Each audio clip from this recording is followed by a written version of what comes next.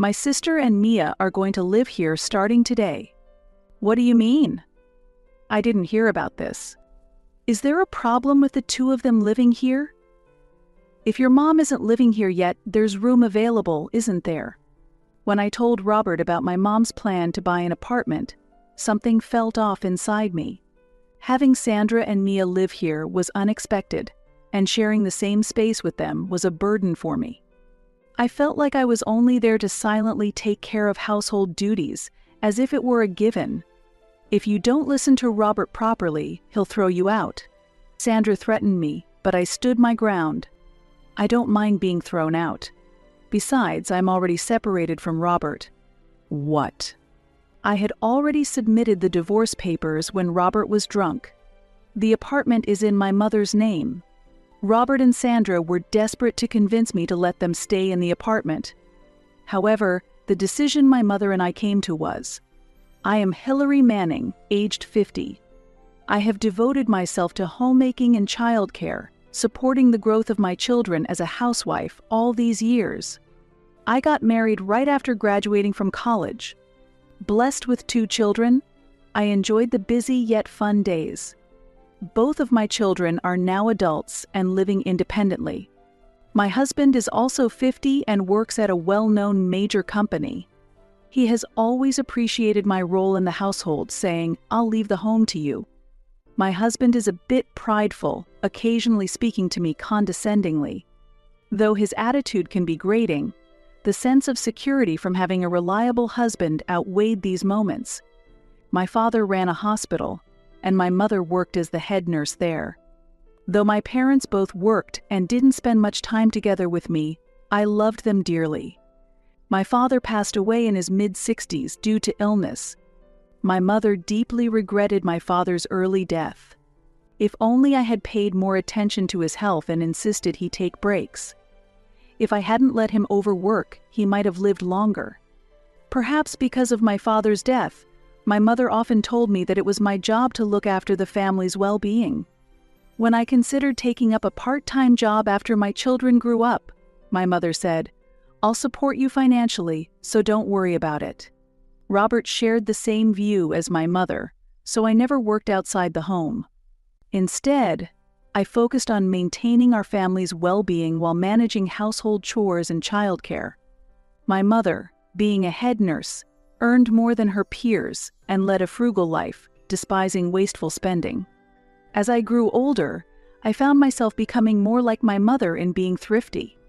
Now that I am a mother, my husband's salary is sufficient for our needs. With them busy working, I often ended up cooking dinner, which naturally improved my culinary skills. My cooking was well received by the family. Because of this, we rarely ate out, which was a great help to our household budget. We lived peaceful days with my family. However, as the years passed, I began to notice a gradual change in Robert's attitude.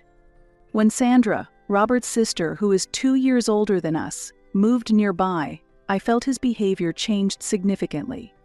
Currently supporting herself through part-time jobs, Sandra had just moved in with her 20-year-old daughter Mia after a recent divorce. Sandra had left home due to her parents' disapproval of her marriage, making it difficult for her to return easily.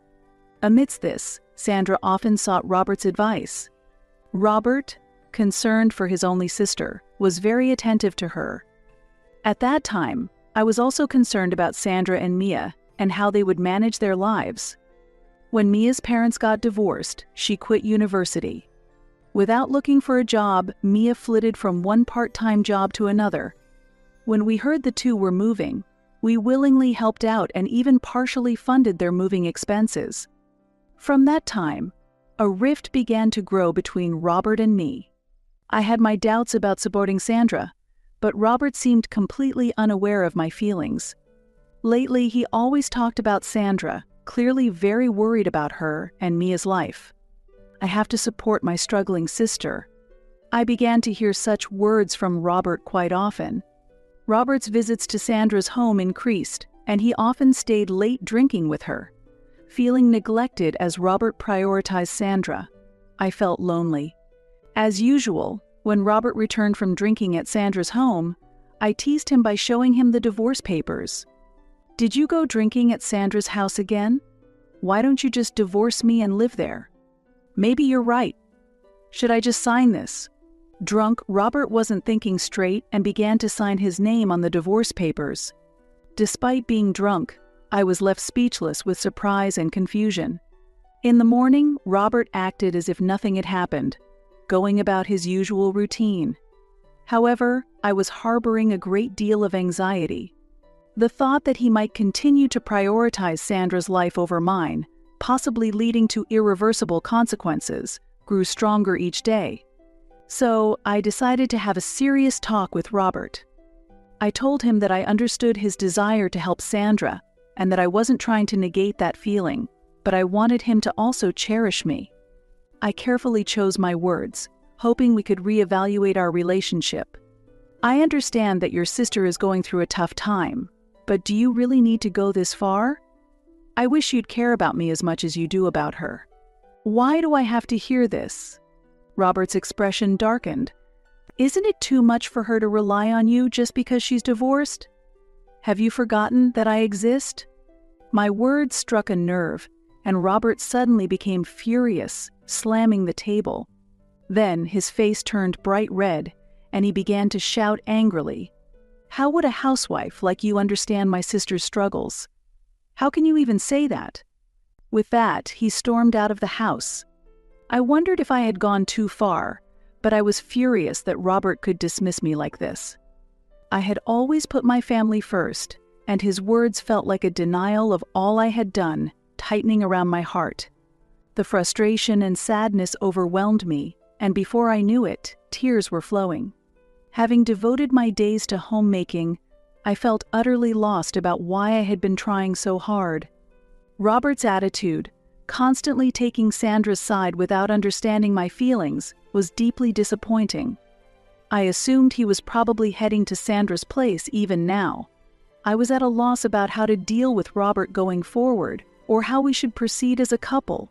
Standing there, overwhelmed by my emotions, I could do nothing. The next morning, I calmed myself down and decided to have a proper discussion with Robert, so I headed to Sandra's house. Upon arriving, I pressed the intercom. Waiting nervously, it was Mia who came out, not Sandra. "Aunt Hillary, what's up?" Thinking Sandra might be at work, I asked Mia about Robert. "Robert hasn't come back, didn't he come here?" "Uncle Robert?" "I don't remember much from last night because I drank too much." "Is this his shoe?" Mia pointed to a shoe that was unmistakably Robert's among several scattered around the entrance. From the state of the entrance alone, I could tell the house was quite messy. After waiting a while, Sandra came out from the back. "Hillary? What are you doing here at this hour?" "Sandra, I thought you were here. Robert hasn't come home, so I wondered if he might be here." Sandra, who had just woken up, sleepily glanced at the clock. "It's this late already? I didn't realize. I'll call Robert, just wait a moment." Contrary to Robert's words of concern for his sister, Sandra's casual demeanor was somewhat deflating. Urged by Sandra, Robert appeared and immediately became angry upon seeing me. "Why are you here?" "Why not? You didn't contact me, and I was worried. Have you been drinking too much? Both of you smell like alcohol, and look how messy this place is." Seeing their state, my anger surged. Wondering what he had been so worried about, Sandra responded to my words with a retort. "Hillary, you have no right to say that to us." "That's right. What happens here isn't your business, Auntie." Mia also argued back in the same vein. "How can you say it's none of my business? Robert has been coming here every day, getting drunk." No one took my words seriously. Robert, exasperated, coldly said to me, "What's wrong with me drinking here? Sandra and Mia are my family too, and there's nothing wrong with looking after them." No one was willing to listen seriously to me, and they treated me as if I were in the wrong. I had come here hoping to have a calm discussion, but in this situation, I felt that saying anything more was futile. "It's a waste of time to talk any further." "Excuse me." When I actually visited Sandra's house, it didn't look like she was struggling as much as Robert had said. In fact, it seemed she was living a more comfortable life than before. I couldn't help but feel a dissonance seeing the two of them. With complex emotions in my heart, I headed to my parents' house. Upon arriving, my mother warmly welcomed me.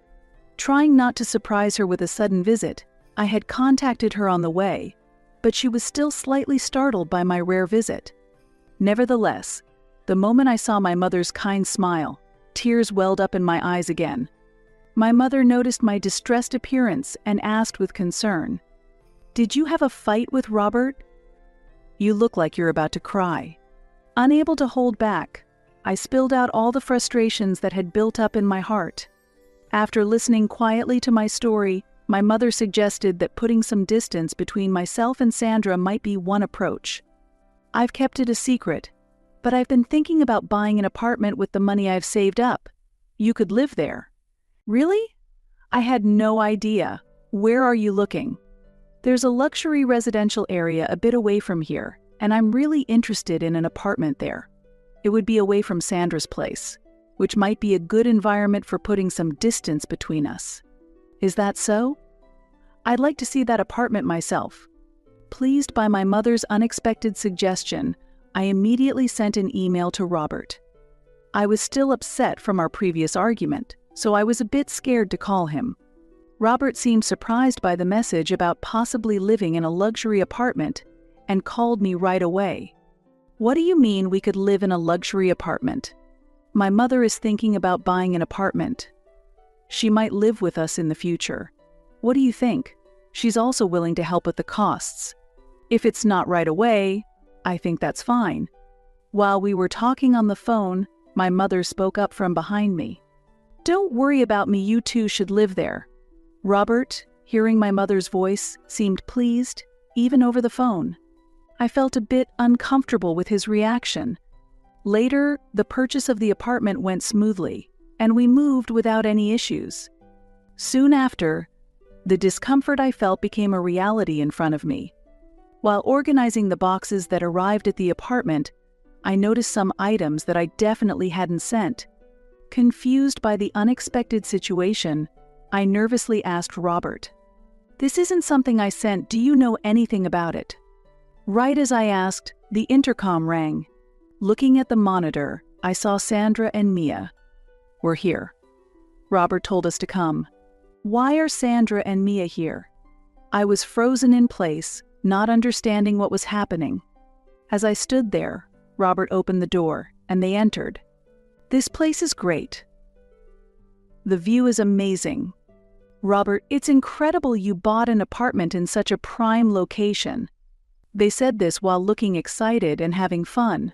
Seeing this, my confusion only deepened. "Robert, can you explain what's going on?" When I asked with a puzzled look, Robert answered nonchalantly, "My sister and Mia are going to live here starting today." "What do you mean? I haven't heard anything about this. Is there a problem with them living here? If your mother isn't here yet, there are spare rooms, aren't there? Hillary, were you planning to live here with your mother? It's insensitive to move in as a daughter-in-law. Sandra, haven't you heard? This apartment is." Just as I was about to explain to Sandra, Robert interrupted. "Can't we talk about this stuffy stuff later? What is Robert thinking? What did he tell them to make them think they could live together like this? They probably think Robert bought the apartment, not knowing my mother did." I felt a surge of anger at Robert's reckless behavior. However, I reminded myself to stay calm. "I'll be staying at my parents' house for a while, so please make yourselves at home." With that, I left the house. Feeling unsettled, I went back to my parents' house and told my mother everything. My mother and I decided to make Robert and the others see the consequences of their actions. A few days later, I visited the apartment to check on things. I saw Sandra and Mia acting as if they owned the place. The apartment was a mess. It seemed no one had cleaned it since I left. "Hillary, welcome back. The house is a mess because you weren't here. If you don't clean, this is what happens." Why haven't you cleaned? Cleaning is your job, Hillary. It would be wrong for us to take that away from you.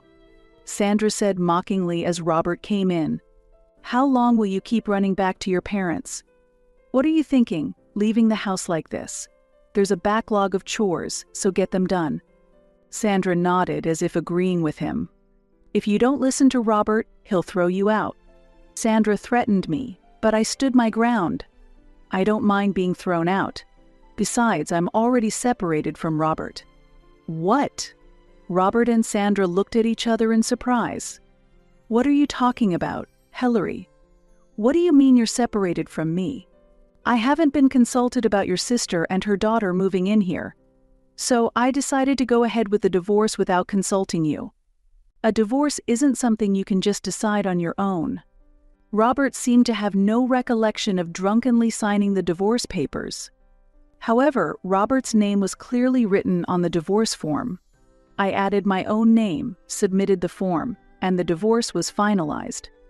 When I discussed it with my mother at her house, she supported the decision to divorce Robert. She too was fed up with Robert's behavior and understood that staying together would only bring more suffering. When I explained to Robert the circumstances under which the divorce papers were filed, his expression changed drastically. Did we really get divorced? What are we going to do now? What do you mean? What are we going to do? This apartment was bought by my mother, so you will need to leave. What are you talking about? Sandra and Mia's expressions also changed as they listened. Leave? Wasn't this apartment bought by Robert? Is it true that Hillary's mom bought it? Didn't Uncle say he bought it with his money? Faced with their barrage of questions, Robert looked down, unable to respond. He must have lied about buying it himself to save face. He hadn't anticipated that being confronted with a divorce would mean he'd have to leave. Indeed, Robert worked at a major company, but not everyone there is on the elite track. I knew from a friend, who happens to be the wife of one of Robert's colleagues, that he was not on the elite track. In fact, Robert's salary was one of the lowest among his peers. I had managed his salary well and saved up enough, enabling us to live comfortably even without me working. Unaware of these facts, Sandra and Mia looked dissatisfied. Regardless, I continued, that's how it is, so please pack your belongings and leave by the end of the week. Can you give us a bit more time? It's hard to find a house in just 1 week, and we really should discuss the divorce properly. Robert was begging desperately, a pitiful sight. A week might be too short, especially since it might be hard for your sister to rely on her family. I said it almost spitefully, as if to get back at them for everything. To give them time, I decided to stay at my parents' house for a while. After a week, I visited them again to discuss further. To avoid any deadlock in the conversation, I asked my mother to be there too. My mother wasn't particularly upset about Robert attempting to live in the apartment with Sandra and Mia. However, she was furious that he hadn't consulted me despite the apartment being in her name and was enraged by his selfish actions. Seeing my mother's anger, Robert kept apologizing profusely. The house was much cleaner than when I had visited previously. It's been a while, Mother. I'm not sure if you'll like it, but please have some tea and snacks. Robert had even prepared coffee and sweets in an effort to appease my mother. It was clear he had told Sandra and Mia to behave respectfully toward my mother. Such actions couldn't excuse how they had treated me before. Despite Robert's superficially polite behavior, my mother started the conversation with a smile, but then spoke her mind. You're being asked to leave this house, and such offerings are too little too late. I didn't mean to divorce Hillary for real. It was just a talk when I was a bit drunk. I'd like to continue living here. Did he really think we could start over? Was he just afraid of losing the apartment? My mother retorted. You intend to continue living here together? I know how you've belittled Hillary for all she's done for the family, managing the household and childcare. Hearing my mother's words, Robert glared at me. Are you tattling to your parents like a child about our marital arguments? I can't believe you discuss such things with your parents. That's why you're said to not understand the hardships of society, Sandra interjected. At this, my mother's face turned dark with anger and she shouted, "Don't you dare interrupt." Startled by my mother's intensity, Sandra momentarily stopped speaking. However, Sandra couldn't back down easily and began to argue back. "If you're telling me to be quiet, shouldn't you also keep quiet? Isn't this a matter between Robert and Hillary?" "Why do you always talk like that, Sandra?" I shot back strongly. Sandra, as an older sister, should not be criticizing others. "Do you think I don't know what kind of life you really lead, Sandra? What real life are you talking about? I heard from Robert that you were juggling several part-time jobs, but that's not true, is it? You sleep till noon and then go to the casinos, don't you?" Surprised by where I had learned this, Sandra was at a loss for words. Robert listened incredulously. "Is what Hillary's saying true? Weren't you struggling with your security job because it was tough?" Sandra, looking down, replied, "I was sleeping while working late, so they let me go." I was astonished to hear for the first time why Sandra quit her job. It was shockingly irresponsible. Since then, Sandra seemed to have repeated problems such as being late for interviews and complaining about the hourly wage while looking for other part-time jobs. As a result, she ended up in her current sloppy lifestyle as she couldn't find anywhere to work. Robert listened to this with a stern face throughout. It seemed he was annoyed to have been lied to by Sandra. My mother thought enough was enough and turned towards Robert to change the subject. "Robert, everyone, whether a homemaker or someone who works outside, does something respectable. It's a big mistake to think only those who earn money face hardships." I felt like crying at my mother's words. She wasn't wrong. I had worked hard at housework and childcare, struggling but earnestly trying to protect my family. Unlike company employees who have days off, I also manage school activities for the children and relations with relatives on top of everything else. My mother continued. "Even from my perspective, Hillary has done a commendable job as a homemaker. A husband who cannot appreciate that is failing his duties." My mother's words weighed heavily on Robert. Being faced with such a valid argument, he had no room for defense. "You lack understanding of a homemaker's life, and I don't see how you can comprehend Hillary moving forward. Divorce seems to be the only option. Does this mean I can't live here anymore?" Robert's voice trembled slightly. My mother began speaking in a calmer tone. "If you want to live here, there's a condition. You need to transfer the apartment's deed to your name and take care of the mortgage. Then, there shouldn't be any problem." The three of them were surprised by such a proposal from my mother but soon smiled. "Please let us do that. I will take responsibility for the payments." "Robert, that's great. Now, you don't have to move. I've been bragging about this house to my friends, so I'm relieved we don't have to leave." The three of them were innocently happy. They didn't realize what reality awaited them, thinking they had secured the house like a trophy. Afterward, I decided to live with my mother at her house. For now, we plan to transfer the apartment's deed from my mother to Robert and discuss the property handling later. A while later, Robert called my mobile. Since that incident, I hadn't wanted any contact with him, and I could guess why he was calling. I ignored the phone. However, as he kept calling persistently, I felt I had no choice but to answer. Right from the start, Robert's shouting filled my ear. "Why aren't you answering after I called so many times? And what's with the mortgage amount? You were the one who agreed to change the deed and take over the payments? I didn't know about the $4,000 mortgage. There's no way I can pay that much." When planning my revenge against Robert together with my mother, I had anticipated Robert's desire for the luxury apartment, so I had only paid a down payment of $10,000. Since I had no intention of reconciling with Robert, I had told my mother to pay the minimum possible down payment. "Since Sandra is there, why don't the two of you split it? I can't ask my sister to do that." According to Robert, Sandra and Mia were still living off his salary without learning their lesson. They wanted to dress appropriately for their prestigious address and kept making Robert pay for their branded purchases.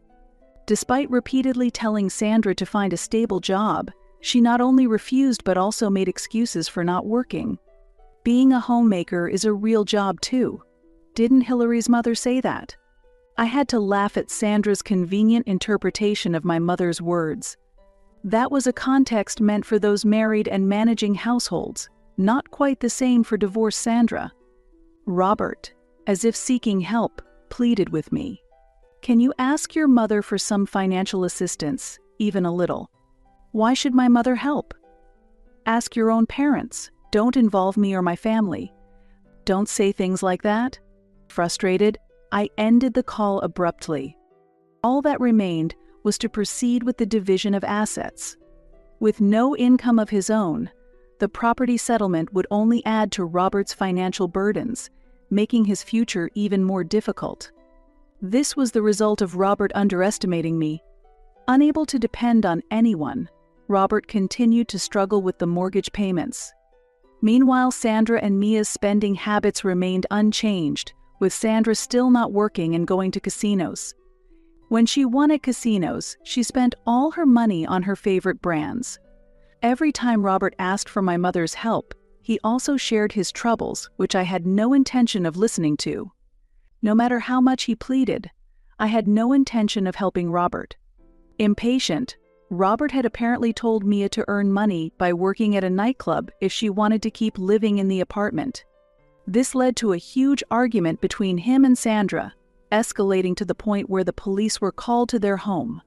Unable to make further mortgage payments, the three decided to give up their life in the luxury apartment. By that time, it seems the mortgage payments had been missed for 4 months. I felt a bit sorry for the pitiful trio, thinking that if they had realized their limits sooner, they could have made this decision earlier. Now, the three of them are living separately. Since I have settled the property division with Robert, I likely won't have to see or talk to him again. Nor will I have anything to do with Sandra or Mia. I felt a sense of relief and clarity in my heart. After divorcing Robert, I had resumed my studies in nutrition. I had studied to become a registered dietitian in college and had already obtained my license. Even after getting married, I continued my studies whenever I had time.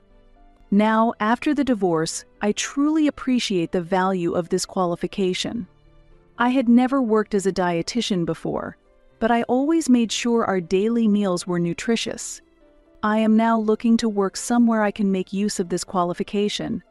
Fortunately, my mother still keeps in touch with a nurse who worked at my father's hospital, and I heard they were looking for a dietitian. With my mother's introduction, I started working for the first time after turning 50. Although I am sometimes bewildered by my first job, I am enjoying a fulfilling life. I also accumulated a year of practical experience and passed the national exam to become a registered dietitian. Seeing me now, my mother mentions how great it would have been if we could turn back time a little. However, I believe that everything happens for the best, so I feel that now is the perfect timing for me to work as a registered dietitian. Having experienced marriage and divorce, I feel that my life has gained depth and my personal breadth as a human being continues to expand.